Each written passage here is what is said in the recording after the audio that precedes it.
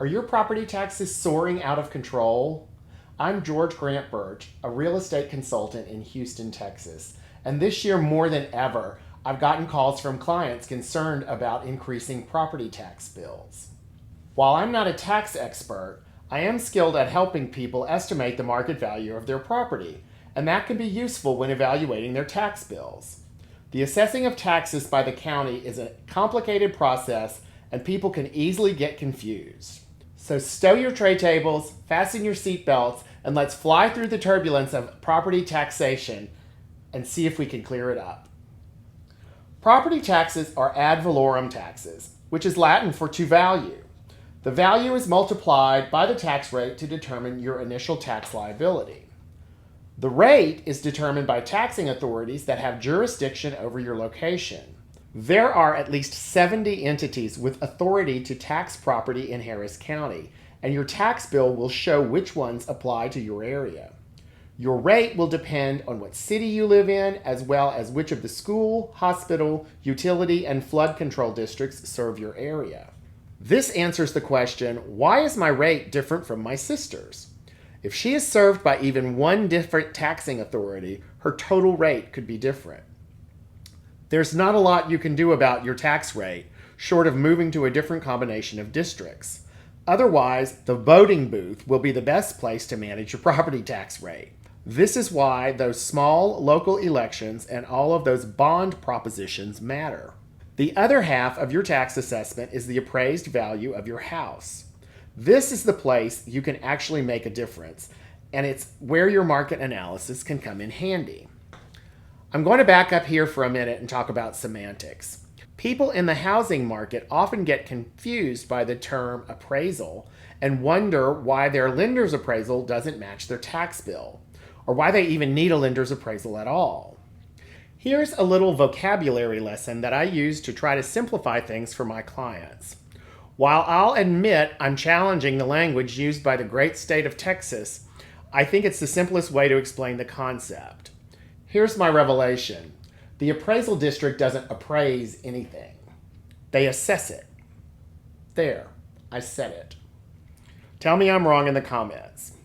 But by referring to the appraisal district's valuation as an assessment, I can avoid it being confused with an appraisal. Why is that important? There are over 1.8 million residential properties in Harris County that need to be assessed every year. That's a lot of properties, and there's no way they could be assessed individually. The county looks at areas of similar properties and applies adjustments across a large swath, like painting with a paint roller. Appraisers, on the other hand, use a brush to apply their evaluation to a single house, visiting the property to see how it compares to others. The county's method is an efficient, data-based process. The appraiser's method is detailed and laborious.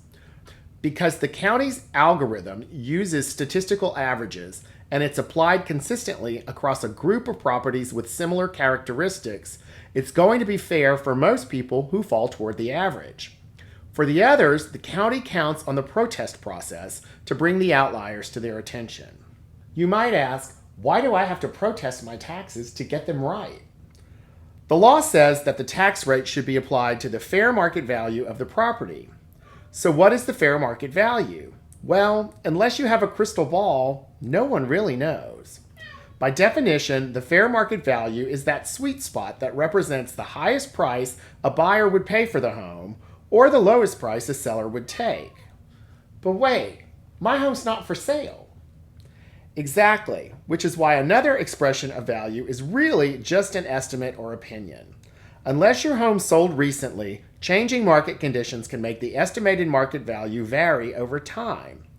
It's easy to see why the county's assessment is sometimes off. There's another reason why the statistical method is not ideal. These evaluations are based on market sales data, and in some markets, that data could be very convoluted. What do most people do before they sell their home? They spruce it up a bit, paint the front door, that kind of stuff. But often they do a lot more. They remodel the kitchen, put in new carpet, retile the bathrooms, all to get the home to sell for more money. In neighborhoods frequented by flippers and investors, the phenomenon is even more dramatic. They buy homes off market, so the before renovation sales prices are masked from public data. These people are professionals at getting homes to sell for top dollar, so they make improvements that can significantly inflate selling prices in a neighborhood. The statistics are based on recent sales, but homes represented by the data are not in average condition. They are often upgraded and represent the high end of the neighborhood. The low-priced before homes are not contemplated by the data, and homes in average condition are therefore often overassessed. So what should a homeowner do to make sure they're not paying too much property tax? To start, you can compare your tax bill to the prior couple of years. Look at the assessed value. You can't do anything about the rate. If the assessed value has risen dramatically and you haven't recently made improvements or additions, you might have a case for protest. The next step would be to compare your assessment to an estimate of your fair market value, which you can get from your favorite real estate agent. If your assessment is higher than your fair market value, you may be overtaxed. Keep in mind that if your home is in distressed condition relative to the neighborhood, your estimated fair market value will probably skew high and you'll be overtaxed. If you decide a protest is in order, your next decision will be how to approach it. If your discrepancy is not large and you have protested before, you may decide to use the county's online site for speed and convenience. If your assessment seems way off and you've never protested before, it might be worth consulting a property tax professional who can help you get your tax liability back in line. If you go that route, a Google search will give you a myriad of options. Be sure to speak to more than one and look for someone who will help you develop a plan to reduce your tax burden over time. If your assessment is way off, it could take several years to get it back on track. Property taxes take a very different approach than income taxes.